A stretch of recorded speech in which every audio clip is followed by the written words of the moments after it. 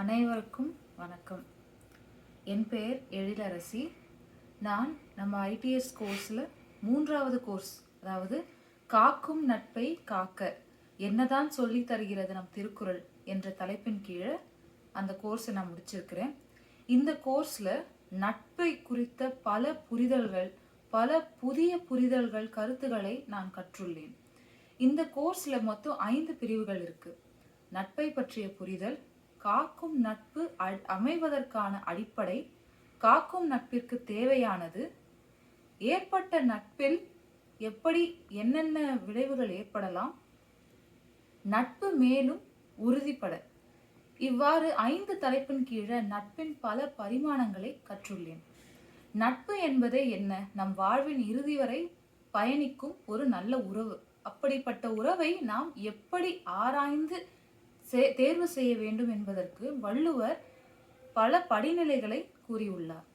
அதாவது அறிமுகம், தொடர்பு, பழக்கம் என்று பல பரிமாணங்களில் ஒவ்வொரு கருத்தாக, ஒவ்வொரு எண்ணமாக ஆராய்ந்து தேர்ந்தெடுப்பதனால் நாம் ஒரு நண்பர் என்று இருக்கும் பொழுது நம்முடைய இன்பம், துன்பம் என அனைத்தையும் அவரோடு பகிர்ந்து கொள்கிறோம். அப்பொழுது அவரோடு செய்யும் தவறுகள், நல்லது கெட்டது எல்லாமே நம்மையும் சேரும். அந்த ஒரு ரெஸ்பான்சிபிலிட்டி இருக்கு. ஆகையினாலே அவர் அறிவுடையவராக இருக்க வேண்டும், பண்புடையவராக இருப்பது மிகவும் அவசியம்.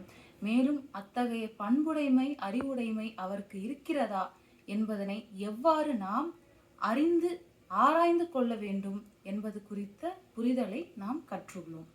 அது மட்டும் இல்லாமல் ஒரு தீய நட்பு, கூடா நட்பு என தெரிந்துவிட்டால் அந்த உறவிலிருந்து எவ்வாறு வெளியே வருவது என்பது குறித்தும், மேலும் சான்றோர்களின் நட்பு நமக்கு சிறப்பை பெற்றுத்தரும் என்பதனாலேயே அத்தகைய நட்பை பெறுவதற்கு நாம் எவ்வாறு சான்றோன் தன்மையை வளர்த்து கொள்வது, பண்புடைமை எவ்வாறு மெருகேறி நாள் செல்ல செல்ல அதுவே சான்றாண்மையாக மாறுகிறது என்பதை உணர்ந்த பிறகு அந்த நட்பு, ஒரு உரிமையில் பிறந்த நட்பில் நாள் செல்ல செல்ல ஒரு நல்ல ஒரு பக்கபலமாக இருக்கும் பொழுது அந்த நட்பை பிரியாமல், மேலும் அவர்கள் செய்யும் தவறுகளை மன்னித்து அதனை அந்த நட்பு வலிமை பெறுவதற்காக மாற்றி அந்த சூழலை பயன்படுத்தினால் மேலும் நல்ல சான்றோர்களின் நட்பை நாம் பெறலாம்.